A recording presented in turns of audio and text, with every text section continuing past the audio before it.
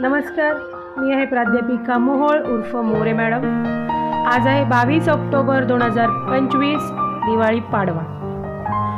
आणि या दिवाळी पाडव्यानिमित्त दिवाळी पहाट पाहण्यासाठी मी आपल्या पुण्यातील सारसबागेच्या गणपतीचे दर्शन करण्यासाठी गेलेली होती आणि त्याचाच माहिती तुमच्यापर्यंत आज मी घेऊन आलेली आहे। नमस्कार मंडळी, दिवाळी पहाट म्हटले की तुम्हा सर्वांना आठवतं पहाटे पहाटे लवकर उठायचं, अंगाला उटणं लावायचं, मोती साबण लावायचा, छानपैकी स्वच्छ सुंदर कपडे घालून सुगम संगीताचा आनंद घेत घेत फराळाचा आनंद घ्यायचा। हेच आठवतं ना तुम्हाला? दिवाळी पहाट ही पुणेकरांनी आणलेली संकल्पना आहे। पुण्यामध्ये गेली 28 वर्षापासून दिवाळी पहाट ही साजरी केली जाते। महाराष्ट्राबाहेर दिल्लीमध्ये देखील ही दिवाळी पहाट साजरी केली जाते। परंतु यावर्षीची दिवाळी पहाट साजरी करायची नाही असा निर्णय घेण्यात आलेला होता, कारण काही हिंदुत्ववादी संघटनांनी तशा धमक्या दिलेल्या होत्या आणि काही जिहादी लोक या दिवाळी पहाटसाठी काही विघ्न आणणार आहेत अशी माहिती त्यांना मिळालेली होती आणि म्हणून या दिवाळीला गालबोट लागू नये म्हणून हिंदुत्ववादी संघटनांचा थोडा या कार्यक्रमासाठी विरोध होता। परंतु पुणे पोलिसांच्या पुढाकाराने आणि सारसबागेतील गणपती ट्रस्ट यांच्यामधून झालेल्या सकारात्मक चर्चेमधून अखेरीस दिवाळी पहाट साजरी करण्याचा निर्णय ट्रस्टींनी घेतला, जो माझ्या पथ्यावर पडला। मला खूप वर्षापासून या दिवाळी पहाटसाठी जायचे होते, परंतु घरच्या कामांमुळे वेळ मिळत नव्हता। परंतु यावर्षी मात्र मी दिवाळी पहाटसाठी गेले होते आणि खूप छान एन्जॉय केली मी ही दिवाळी पहाट। मलाही इतकी वर्षांनी माझं हे जे स्वप्न होतं दिवाळी पहाट सेलिब्रेट करण्याचं, ते पूर्ण करता आले। दिवाळी पहाटमुळे नव्या पिढीला पहाटे उठून सर्व कामे आटपायची सवय लागते। पहाटे आकाश कंदील लावायचे, अंगणामध्ये दिवे लावायचे, सुगंधी उटणे, सुगंधी तेल, सुगंधी साबण यांनी अंघोळ करायची आणि यातून मिळणारा आनंद, सुख, समाधान याची अनुभूती घ्यायची। मी स्वतः किंवा बरेचसे माझ्यासारखे ज्या वातावरणामध्ये आपण वाढलो ते आत्ताच्या पिढीपेक्षा थोडेसे वेगळे होते। म्हणजेच प्रत्येक पिढीमध्ये हे आपल्याला दिसतेच। आपण जेव्हा लहान होतो तेव्हा मोठी मंडळी नेहमी म्हणायची, आमच्या वेळची दिवाळी फार वेगळी होती। आपण ज्या पद्धतीने आपले लहानपण जगलेलो आहोत तसे या पिढीला थोडंसं वेगळं लहानपण अनुभवायला आलेलं आहे आणि त्यामुळे ही नवीन पिढी त्या पद्धतीने रिॲक्ट किंवा वागत असते। तुम्हाला सर्वांना आठवत असेल, दिवाळीची सुट्टी लागली की आपण मामाच्या गावाला जायचं। गावाकडचं वातावरण, गावाकडची माणसं, गावाकडची माती, भटकणं, चिंच, बोरं, आवळे, कैऱ्या, करवंदे सगळं खाण्याबरोबरच हे सगळं मिळवण्यासाठीची आलेली मज्जा आणि त्या साध्या गावातल्या माणसांबरोबर घालवलेलं लहानपण वेगळं होतं। मामाने काढून आणलेलं मधाचं मोहोळ ते पातेल्यामध्ये साचून घरातील सर्व मंडळींनी त्याचा घेतलेला आस्वाद, आजोबांनी काढलेली गाई म्हशींची धार आणि चुलीवर दूध तापवल्यानंतरनं त्या पातेल्यातली साई खाण्यासाठी सर्व भावंडांमध्ये चाललेली चढाओढ, ही मज्जा काही औरच होती। आजी आजोबा, मामा मामी, मावशी काका, मामाची मुले ही सर्व नाती आणि त्या नात्यातला गोडवा हवाहवासा वाटणारा होता। आजोळातील सर्व मंडळी, त्यांची आपुलकी, प्रेम, जिव्हाळा हे सगळं आपण अनुभवलेलं आहे। पण या नवीन पिढीला मात्र हम दो हमारे दो या संकल्पनेतून नात्यांचा ओलावा जरा कमीच माहिती आहे। मामाचे गाव तर बऱ्याच ठिकाणी गोष्टीच्या रूपाने ऐकायला मिळत असते। आधुनिक तंत्रज्ञान, आयफोन, लॅपटॉप या इंटरनेटच्या जाळ्यांमध्ये या नवीन पिढीला ढकलणारे आपणच आहोत। त्यामुळे स्ट्रेट फॉरवर्ड ही संकल्पना उदयास आली। स्ट्रेट फॉरवर्ड असणे काही चुकीचे नाही। आपल्या कामाच्या प्रती आपले असणारे कर्तव्य याची जाणीव त्यामुळे होते। परंतु नात्याला रिस्पेक्ट देणे, आपुलकीने बोलणे, प्रेमाने वागणे या गोष्टींच्या बाबतीत या पिढीला फारसे उमगलेले नाही। यामध्ये या पिढीचा दोष नाही, तर लहानपणापासून त्यांनी जे पाहिले अनुभवले त्यातूनच ते घडलेत. मनुष्य हा अनुकरण प्रिय आहे आणि आपल्या आसपासचे वातावरण जसे आहे तसा तो घडतो. परंतु या पिढीला आपली संस्कृती जर माहीत करून द्यायची असेल तर यांच्या विचारांवर, यांच्या भावनांवर आपल्या विचारांचा आणि भावनांचा पगडा असला पाहिजे. जोपर्यंत आपण त्यांच्याशी संवाद साधत नाही तोपर्यंत त्यांना ते समजणारच नाही. आणि म्हणून दिवाळी पहाट ही संकल्पना मला फार आवडली. पुण्यातल्या सारसबाग या ठिकाणी मी दिवाळी पहाटसाठी गेली होती माझ्या मुलीबरोबर. माणसांनी गजबजलेली ही सारसबाग मला पाहायला मिळाली. मी माझ्या मुलीबरोबर PMTने कात्रज टू स्वारगेट हा प्रवास केला आणि स्वारगेटपासून सारसबागेपर्यंत आम्ही चालतच गेलो. गणेश कला क्रीडा मंच या ठिकाणी देखील काही प्रोग्राम होता.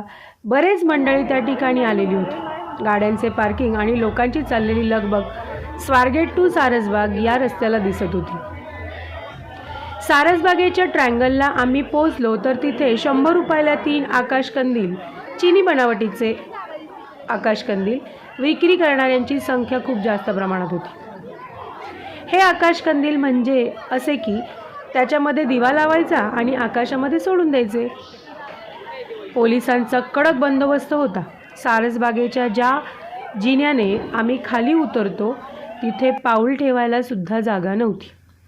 इतकी माणसांची गर्दी. आधी मला वाटलं आता इथून परत जावं की काय.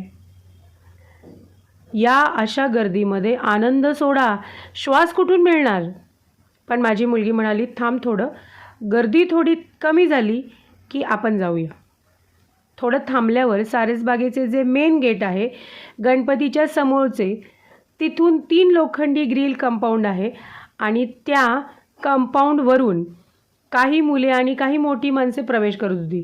आम्ही दोघीही पण तसंच आतमध्ये घुसायचे ठरवले.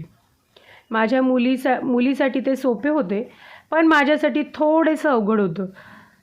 पण मी छानपैकी त्या ग्रिलवर बसून इकडचे पाय तिकडे केले. यासाठी एका समंजस मुलाने माझी मदत देखील केली. मॅडम तुम्ही माझ्या खांद्याचा आधार घेऊन सावकाश इकडे या.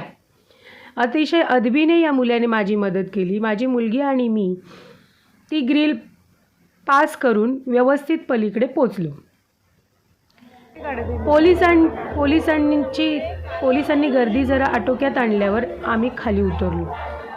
सुगम संगीताची म्हणजेच गाण्यांची छान मैफिल रंगलेली होती. सारसबागेमध्ये या पहाटेच्या मंद अंधारामध्ये जुनी हिंदी मराठी गाणी कानावर पडत होती आणि मस्त वातावरण तयार झालेले होते. गणपतीच्या दर्शनासाठी आम्ही दोघी पुढे सरसावलो. मध्येच एक मुलगा पारंपरिक पोशाखामध्ये छान कुर्ता घालून आणि त्यावर कोट चढवलेला त्याने होता. त्याने पुठ्ठ्याची एक पाटी बनवलेली होती आणि त्यावर लिहिलेलं होतं आयफोनची क्लिअरिटी आणि हिंदू मुलींच्या कपाळावरील चंद्रकोर म्हणजे झकासच. मी माझ्या मुलीला आवर्जून ते शूटिंग करायला सांगितले. हे जरा वेगळं होतं आणि हिंदू संस्कृतीचा पुढाकार करणारं होतं. त्यामुळे मला ते आवडलं. पुण्यामध्ये तसं पावलापावलावर वेगळेपण बघायला मिळतं. पुण्यामध्ये हॉटेल, चौक, घर, गेट या प्रत्येकावर काही ना काहीतरी मेसेज असतोच आणि त्यामध्ये वेगळेपण असते. म्हणूनच पुण्यातल्या मंडळींना हुशार आणि शहाणे असं म्हटलं जातं वाटतं. हा गमतीचा भाग आहे. पुढे तळ्यातल्या गणपतीचे म्हणजेच आपल्या सारसबागेच्या गणपतीचे दर्शन घ्यायला आम्ही सरसावलो. पण एवढी गर्दी बाप रे. मग आम्ही ठरवलं पायरीवरून दर्शन घ्यायचं आणि बाहेर गार्डनमध्ये फिरायचं. त्या पद्धतीने आम्ही पुन्हा फिरलो आणि गाण्यांचा प्रोग्राम थोडा पाहिला. मग तिथेही इतकी गर्दी होती की उभं राहायलासुद्धा जागा नव्हती. त्यानंतर मी आणि माझी मुलगी आम्ही दोघीही संपूर्ण सारसबागेच्या ग्राउंडची एक चक्कर मारली. ठिकठिकाणी उभी असणारी माणसं कशा पद्धतीने एकमेकांशी संवाद साधत आहेत. त्यामध्ये तरुण आणि तरुणींची संख्या खूप जास्त प्रमाणात होती. फोटो काढण्याची लगबग चाललेली दिसत होती. तरुणीमध्ये असणारे कपल्स आणि त्यांचं चाललेलं सेल्फीसाठीचं शूटिंग हे सुद्धा आम्ही पाहत होतो. जिले भाई अपनी जिंदगी असा रावडीपणा थोडासा चाललेला मी पाहिला. यानंतर आम्ही दोघी उत्तरेच्या बाजूने असणारे सारसबागेचे गेट या ठिकाणी पोहोचलो. तिथे कॉफी, मसाला डोसा याचा मस्त आस्वाद आम्ही घेतला. उत्तरेच्या गेटच्या बाजूला देखील पोलिसांचा कडक बंदोबस्त होता. आम्ही दोघी पुन्हा सारसबागेमध्ये आत गेलो. काही फोटोशूट केले, व्हिडिओ काढले. त्यानंतर सारसबागेच्या पूर्वेला जे गेट आहे तिथून आम्ही बाहेर पडलो. या गेटमधून बाहेर पडल्यानंतर उजव्या बाजूला महालक्ष्मीचे मोठे मंदिर आहे. गेली अनेक वर्षे या रस्त्याने मी जाते येते, परंतु कधीही या मंदिरामध्ये आवर्जून जाण्याचा योग आला नव्हता. परंतु आज वेळ काढलेला होता, त्यामुळे लागोलाग आम्ही दोघी या मंदिराच्या दिशेने गेलो. खूप छान आणि मनमोहक अशी सजावट केलेली होती मंदिरामध्ये. इथे सुद्धा पोलिसांचा कडक बंदोबस्त पाहायला मिळाला. आतमध्ये महालक्ष्मी, सरस्वती आणि काली माता या देवींच्या तिन्ही मूर्तींचे सुखकारक दर्शन आम्हाला मिळाले. इथे विशेष म्हणजे आपण 56 भोग असं म्हणतो, परंतु या ठिकाणी मात्र एवढ्या वेगवेगळ्या प्रकारची मिठाई ठेवलेली होती आणि या मिठाई ज्या पद्धतीने मांडलेली होती, म्हणजे त्याची केलेली जी काही सजावट होती खूप आकर्षक होती. एकंदरीत 28 वर्षापूर्वी सुरू केलेली ही दिवाळी पहाट आणि त्याचे असणारे उद्दिष्ट आजपर्यंत परंपरेने पाळले जात आहे असे मला वाटते. आधुनिक काळामध्ये पिढीचे विचार बदललेत आणि या बदलत्या पिढीबरोबर थोड्याफार प्रमाणामध्ये दिवाळी पहाट देखील बदललेली आहे. हा बदल सकारात्मक आहे आणि नवीन जमान्याबरोबर थोडाफार बदल हा आवश्यक आहे. परंतु या बदलाबरोबर परंपरेला कुठेही गालबोट लागणार नाही आणि ही परंपरा एका जागी घट्ट रोवून उभी असेल याची मात्र आपण सगळ्यांनी दक्षता घेतली पाहिजे. हिंदू धर्मातले सणवार हे रूढी परंपरा याची बीजे समाजाच्या मनावर रोवणारेच आहेत. यातून नवीन विचारसरणीचा आधुनिक समाज घडणार आहे, जो आपली परंपरा जपणारा असणार आहे. दिवाळीच्या तुम्हाला सर्वांना लाख शुभेच्छा. धन्यवाद.